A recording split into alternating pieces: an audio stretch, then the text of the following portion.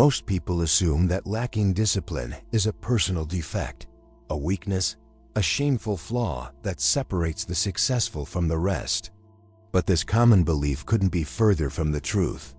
The idea that some people are born with discipline, while others aren't, completely ignores how the human brain is actually built to function. This isn't just a metaphor, it's hard neuroscience. The human brain was never designed to chase long-term goals or sustain abstract ambitions. It evolved with a single purpose: immediate survival. Over millions of years, our ancestors adapted to conserve energy, seek quick rewards, and avoid unnecessary exertion. That's why your brain doesn't really want you to hit the gym. It prefers the couch, where energy is saved. It doesn't want you to write that article or study. It nudges you toward TikTok, where dopamine rewards are instant. And here's the shocking part: this isn't a flaw. It's biology. The problem is that modern life demands the opposite of what evolution wired us for. Society now expects us to be focused, productive, consistent, and endlessly driven. Qualities that directly contradict the brain's ancient programming. This clash creates a constant internal war. On one side, the lazy, comfort-seeking hunter-gatherer mind. On the other, a fast-paced, hyper-demanding modern world. When people try to force discipline using sheer willpower, they're unknowingly attempting to override millions of years of evolutionary conditioning with a few motivational quotes. And as you might guess, that strategy fails, always. At least in the long run. James Clear, the author of Atomic Habits, captured one of the most profound truths about human behavior. Discipline doesn't come from strength, it comes from design. The most consistent people aren't necessarily stronger or more determined than others. They've simply built systems and environments that make good behavior the easiest option. They don't fight their brains, they work with them. In the next few minutes, we'll dismantle the illusion of discipline, uncover the hidden mistakes you've been making, and reconstruct a smarter, more human way to create change. If you've ever felt guilty for procrastinating or disappointed for not sticking to your plans, this is not about judgment. It's about finally understanding how to work with your biology, not against it. Discipline sounds simple in theory. Just stay focused, resist temptation, and want something enough. But once you understand how the human brain truly operates, this idea falls apart. It's not that you're weak or lazy. It's that your brain is not built to prioritize long-term rewards. It cares about one thing: survival with minimal energy use. Throughout most of human evolution, our ancestors lived in harsh, unpredictable environments where food was scarce and danger was constant. In those conditions, the brain evolved to chase immediate benefits. Eating right away was safer than saving food for later. Sleeping longer meant avoiding unnecessary risks. Conserving energy was crucial because it could mean the difference between life and death. Generation after generation, this survival software was reinforced, and it's still running in you today. That's why, when you try to wake up early to exercise, your brain interprets it as a threat to comfort and energy preservation. When you open your laptop to study or work, it instinctively whispers, "Just check your phone for a minute." Social media offers quick, guaranteed dopamine hits, a perfect match for your brain's design. Reading a technical book or writing an article, however, requires effort with no immediate reward, which your brain naturally avoids. The truth is that your brain isn't rational, it's efficient. It doesn't choose what's best in the long term. It chooses what's easiest right now. Neuroscience calls this mechanism cognitive ease, the brain's automatic preference for the path of least resistance. This choice happens subconsciously, long before you're aware of it, so the issue isn't that you lack willpower. The real problem is a design conflict. Your biological wiring seeks comfort, while your conscious mind seeks growth. As long as those two goals are misaligned, frustration and exhaustion are inevitable. James Clear summarizes this perfectly. Motivation is overrated. Environment matters more.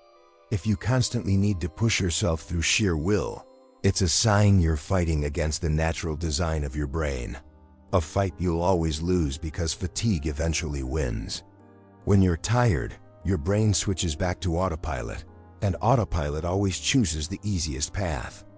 The real first step toward change isn't trying harder, it's understanding what you're up against. Once you see that your brain is biologically programmed to resist forced discipline, a new question arises: what if the real problem isn't you, but the environment around you? Most people believe discipline is a matter of internal strength, something you summon from within. But in reality, discipline is an external system disguised as an internal virtue. It's not about forcing yourself to act differently. It's about designing your surroundings so that the desired action becomes the default one. This idea isn't new. Behavioral scientists have studied it for decades, and it's at the core of every successful habit. Your environment constantly shapes your behavior, whether you notice it or not. The objects in your room, the icons on your phone, the people you talk to, the notifications you receive, all of them are subtle cues that trigger automatic responses in your brain. Think about it. If you place a bowl of candy on your desk, you'll eat it without thinking. If you keep your phone next to your bed, you'll check it before sleeping and after waking up. It's not a lack of discipline. It's environmental programming. The system always wins. James Clear, in Atomic Habits, explains that you do not rise to the level of your goals. You fall to the level of your systems. In other words, your success depends less on your ambition and more on the invisible structures surrounding you.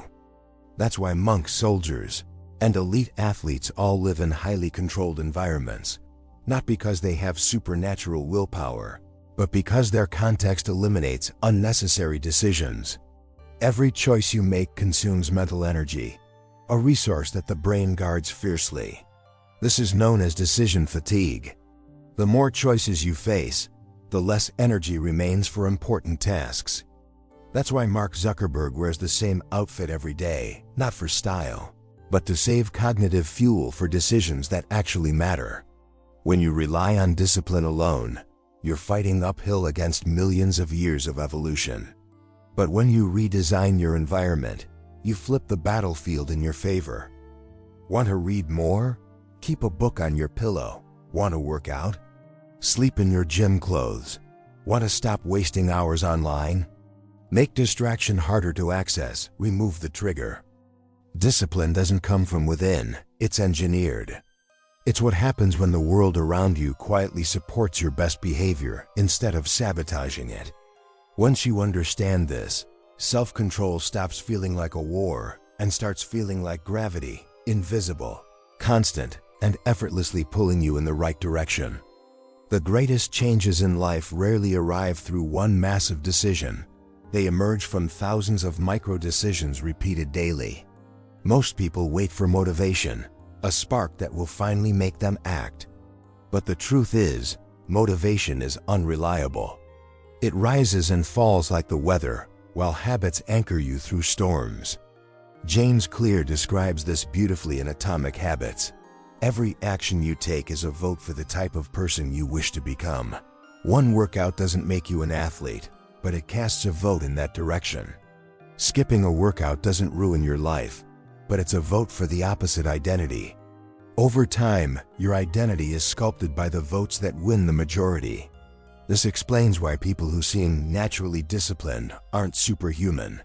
They've just built systems where good choices are easier and bad choices are harder.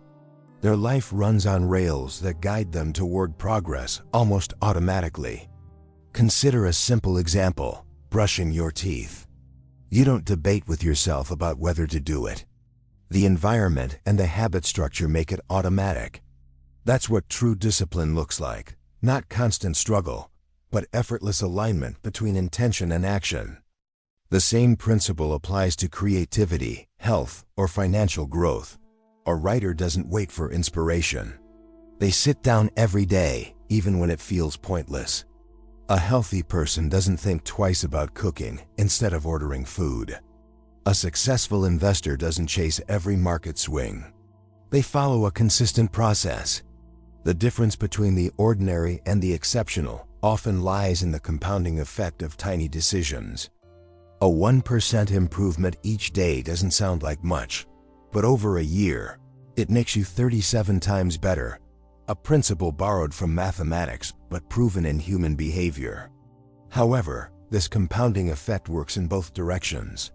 Small negative habits, a few minutes wasted, a snack too many, a promise postponed, also multiply quietly. The tragedy is that failure doesn't announce itself. It accumulates in silence until it's too heavy to ignore. To master discipline, you must first master scale. Stop thinking in terms of grand gestures and start thinking in microvotes. Every small action is a declaration of identity. When you align those declarations consistently, success becomes not a matter of luck or bursts of motivation, but a natural consequence of who you've trained yourself to be. Modern life has made comfort the default and discipline the exception. Our ancestors didn't have to choose discomfort. It was built into their existence. Food, shelter, warmth, everything required effort. Today, everything is one click away. The paradox is that the easier life becomes, the weaker our internal structure gets. When comfort becomes constant, challenge becomes optional, and so does growth. The human brain evolved for adaptation. It needs resistance to remain sharp. Just as muscles atrophy without use, the mind softens without struggle. That's why cold showers, fasting, early mornings, or exercise aren't just life hacks. They're modern ways of reconnecting with something ancient, the survival mechanism that built human resilience. The philosopher Nassim Nicholas Taleb called this concept anti-fragility, systems that grow stronger under stress. Your body, mind, and character work the same way. You don't build discipline by avoiding pain. You build it by dosing pain strategically. Controlled discomfort is not punishment, it's training. Every time you choose short-term comfort over long-term purpose, you teach your brain a dangerous lesson. That escape brings relief. Over time, that becomes your default setting. The couch becomes more inviting than the gym. Procrastination feels safer than progress, and your potential stays buried under convenience. This is why so many people feel restless despite having everything they once desired. Comfort without purpose breeds emptiness. The modern mind craves a mission, a reason to endure, a direction to aim the will. Without it, comfort mutates into a silent killer of ambition. Discipline is not about self-denial. It's about self-direction. It's the ability to say, I choose this pain because it leads somewhere. When you lift weights, you destroy muscle fibers so they can rebuild stronger. When you resist a temptation, you reinforce your mental boundaries. Each small act of discipline expands your capacity to endure, and that endurance becomes freedom. The greatest reward of discipline isn't success, status, or recognition. It's the quiet power of knowing that you can rely on yourself. When life gets hard, and it always will, that reliability becomes your anchor. You're no longer tossed by moods or circumstances because your strength isn't borrowed from comfort. It's forged from it. Motivation is one of the most misunderstood forces in human behavior. People often say they can't start until they feel motivated, but that belief reverses the natural order of progress. Motivation doesn't precede action, it follows it. Think about the last time you didn't want to go for a run, but forced yourself anyway. 10 minutes in, you started feeling good. The act itself generated the feeling you were waiting for. Psychologists call this the activation energy principle. The hardest part of any task is simply beginning it. Once motion starts, momentum takes over. This truth shatters one of society's biggest myths, that successful people are constantly inspired. They're not. They simply act first and allow emotion to catch up later. The writer doesn't wait for inspiration to appear. They write until inspiration finds them. The athlete doesn't wait to feel strong. They train until strength shows up. James Clear captures it perfectly in Atomic Habits. It's often better to do less than you hoped than to do nothing at all. The key isn't perfection, it's consistency. Starting small keeps the system alive. Once the engine is running, even slow progress becomes unstoppable. Motivation is unreliable because it depends on mood, and mood depends on environment, sleep, nutrition, and dozens of invisible factors. But action bypasses all of that. You can't control how you feel, but you can always control what you do next. And what you do next reshapes how you feel. It's the same reason rituals work so well. A ritual removes hesitation. It's a pre-programmed sequence that tells your brain, "We're doing this now." Athletes tie their shoes the same way before a game. Writers open their notebook at the same time each morning. Monks light candles before meditation. These small cues bypass resistance and ignite motion. The irony is that waiting for motivation is what kills it. The longer you hesitate, the heavier the task becomes in your mind. Procrastination isn't laziness, it's anxiety disguised as logic. You overthink, you rationalize, and suddenly the smallest action feels impossible. Discipline solves this by removing negotiation. You don't ask, "Do I feel like it?" You just begin. Emotion follows motion, not the other way around. Once you internalize that truth, you stop being a slave to fleeting moods and start becoming the architect of consistent progress. Discipline doesn't disappear overnight. It's stolen, bit, by distraction. We live in an economy built to fracture attention, where every notification, video, and headline is designed to hijack your focus. You're not weak for struggling to concentrate. You're simply outnumbered. The psychologist Mihaly Csikszentmihalyi called focus the key to achieving flow, a mental state where action and awareness merge, and time seems to vanish. But flow is impossible in a fragmented environment. Your phone, your browser tabs, your social media feeds, they all compete for the same mental bandwidth needed for deep work. Every time you switch tasks, your brain pays a neurological tax. Research from Stanford University shows that multitasking lowers both IQ and productivity because your attention residue lingers. Part of your focus stays stuck on the previous task. The result? You never give full presence to anything. The solution isn't to become a hermit or delete all your apps. It's to build intentional friction. Make distractions slightly harder to access and focus slightly easier to sustain. Place your phone in another room when working. Use website blockers to protect your most creative hours.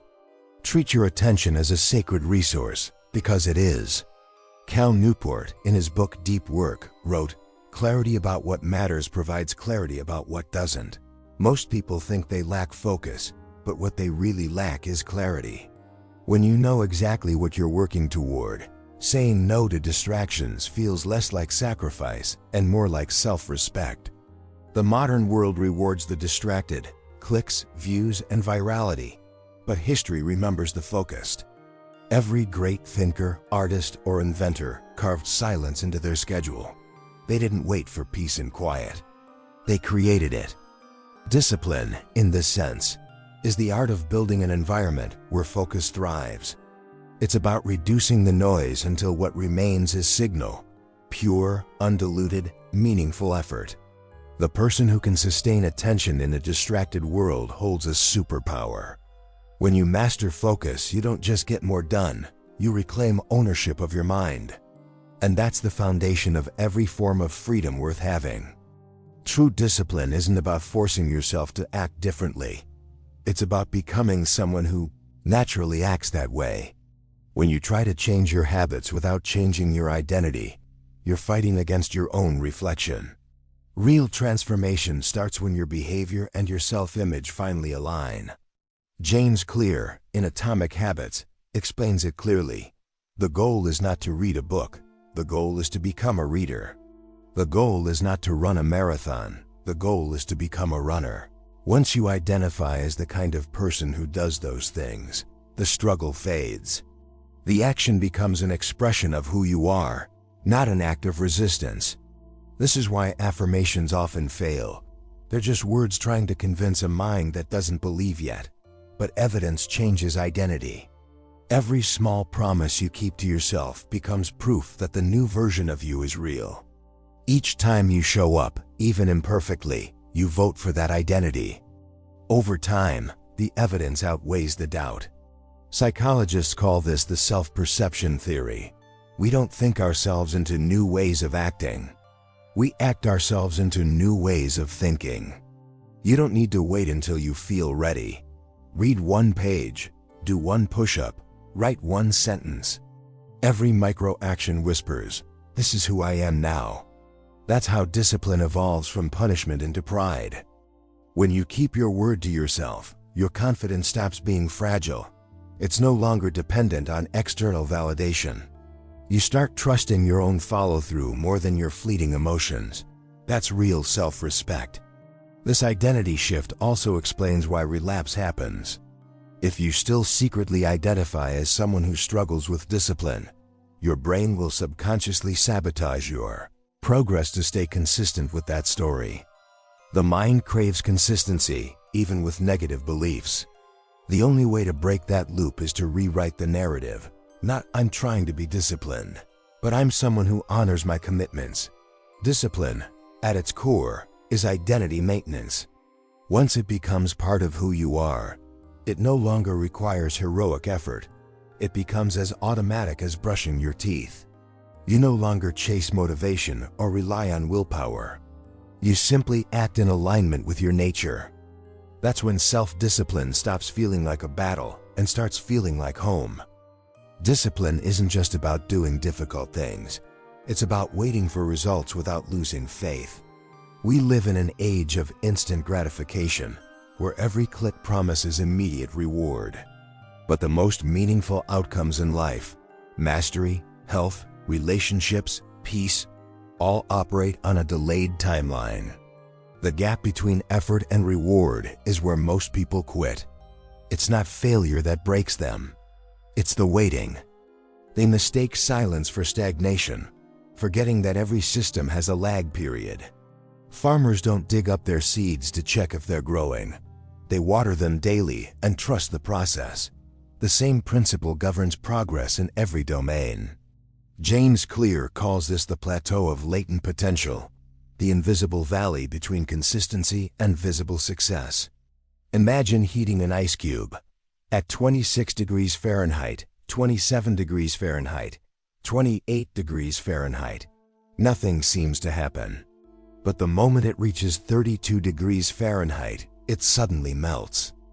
The energy that caused the transformation was accumulating all along, just beneath perception. Most people give up at 31 degrees Fahrenheit. They stop just before the breakthrough. True discipline means enduring that invisible phase, showing up when it feels pointless, and understanding that progress is often invisible until it's undeniable. This mindset requires emotional maturity, the ability to delay gratification and trust time. Every small act of discipline compounds silently. Reading one chapter a day might seem trivial, but in a year, you'll have finished dozens of books. Saving a few dollars weekly looks insignificant, but in a decade, it becomes wealth. Consistency turns ordinary actions into extraordinary outcomes. Patience, then, is not passive, it's active endurance. It's choosing to keep planting even when the field looks empty. It's holding faith in the unseen, knowing that growth doesn't announce itself. It accumulates in silence. That's why the most disciplined people often appear calm. They've learned that time is an ally, not an obstacle. They understand that nothing meaningful grows overnight, not strength, not character, not mastery. The reward belongs to those who persist long enough for compounding to reveal its quiet power. Discipline without patience is just frustration. Patience without discipline is just dreaming. Together, they form the rhythm of all lasting transformation. At first glance, discipline feels like a prison, a cage built from routines, rules, and repetition. But the deeper you go, the more you realize it's the exact opposite. Discipline doesn't restrict freedom, it creates it. The undisciplined person is ruled by impulses, procrastination, and mood swings. The disciplined person designs their days with intention, and in doing so, becomes free. Seneca, the Stoic philosopher, once wrote, "No man is free who is not master of himself." True freedom is not the absence of structure, but the ability to build one that serves you. When your habits, environment, and priorities align with your highest values, every action flows from clarity instead of chaos. Modern life sells the illusion of freedom as endless choice, infinite scrolling, constant options, no boundaries. But limitless choice doesn't liberate. It paralyzes. Discipline, paradoxically, narrows your focus so that your energy is not scattered. You stop chasing everything and start mastering something. James Clear and countless thinkers echo this truth. Structure isn't the enemy of creativity, it's the foundation of it. Artists, athletes, entrepreneurs, all operate within systems that amplify their potential. Structure turns raw effort into direction, chaos into momentum. The disciplined person doesn't need to constantly fight with themselves. They've removed the friction between intention and execution. Waking up early, training, reading, or working toward goals are no longer negotiations. They're non-negotiables. This quiet predictability is what allows true excellence to compound over time. And here's the ultimate irony. When discipline becomes your default, you no longer feel disciplined. You simply live in alignment. What once felt like restriction now feels like peace. You're not fighting impulses anymore, you've transcended them. Discipline was never about punishment or rigidity. It was always about liberation, freedom from chaos, distraction, and the tyranny of your weaker self. So when people call you obsessive, rigid, or boring, remember this. They see the cage, but not the key. The truth is, the key was never outside. It was built patiently, deliberately, quietly, inside you, one disciplined act at a time. And if this message has provided challenge or inspiration, do not keep it to yourself. So share it with someone who needs discipline. And don't forget to like this video and subscribe to the channel. See you next time.